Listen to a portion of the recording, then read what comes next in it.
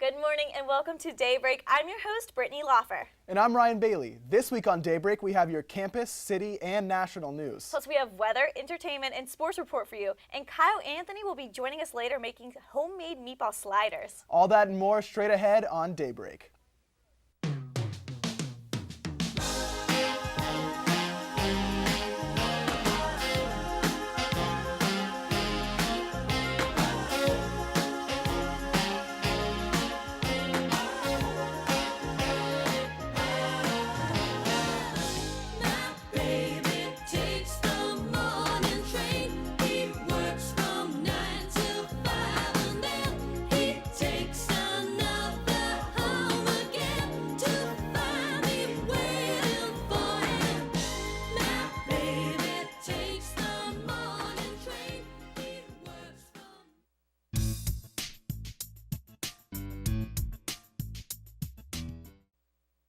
In campus news this week, incoming freshmen will be required to take an introductory course as part of Project 2020 Mission Delivery. The course will be focused on building community for the new students. The university will also remove computer and information literacy courses from the core curriculum at the end of the semester. There is also consideration for revamping the English composition course and introducing an oral communication and presentation skills class. After three weeks of deliberation, the United Student Government has decided to vote against the Student Solidarity Organization and its support of the unionization of adjunct professors. You might remember that USG initially supported the SSO's cause, but then decided to table it for more discussion. Samantha Lee, the leader of SSO, said, quote, "I didn't see it coming. I was told they were pretty sure it was going to pass," end quote. USG said the specific language and uncertainty of impact on the education of students led to their decision. The Campus Activities Board is hosting its 8th annual semi-formal charity ball tonight. The charity ball is to help raise money for the American Heart Association. The event will take place in the Lawrence Hall Ballroom and will feature DJ Maria Romano, dancing, games, and raffles. Last year's charity ball was to help the victims of Hurricane Sandy. CAB raised over $600, which was matched by the university. Admission to the ball is $5 per student. Multiple members of the college radio station here on campus, WPPJ, are heading to New York next month for the 74th Annual Intercollegiate Broadcasting System Conference and its College Radio Awards. Multiple Point Park students are nominated for awards, including senior Chris Hoffman for Best Sports Update and senior Jenny Bloodworth for Best Show Promo and Best Specialty Music Program. Now, there's no question that college students have a lot to deal with, from passing classes to making friends, even finding a job. But a new study says students are facing the problem of sexual assault at an alarming rate. Daybreak correspondent Chris Hoffman spoke with the leader of a group whose goal is to prevent college sexual assaults. The White House released a study with some eye-opening statistics saying 1 in 5 college girls will be the victim of a sexual assault. Students and groups are finding ways to battle this issue at colleges across the country. Point Park student Jillian Trainer takes a proactive approach to situations to make sure she does not become the victim of a sexual assault.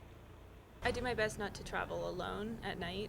If I feel uncomfortable, I usually listen to my gut and go to the other side of the road or do stuff like that.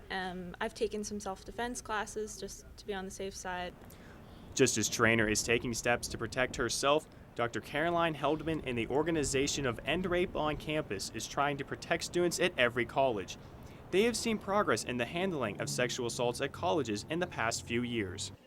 2 years ago, administrators were openly dismissive, so I think it's progress that nowadays, if you bring up the issue on campus, not only has it already been discussed, but campuses are taking proactive measures.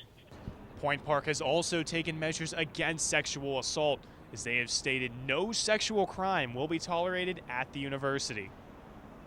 The university has taken a policy of increasing awareness, prevention, and services in the event of a sexual assault. With this in place, Trainer feels Point Park has taken the measures to have students protected. I feel safe here because there's enough security guards and there's enough precautions taken with all the door locks and everything. President Barack Obama signed into action a presidential memorandum to create a task force to help protect students from sexual assaults. Reporting for Point News, I'm Chris Hoffman. Thanks for that, Chris. And that's all for your campus news. Now here's Brittany with City News.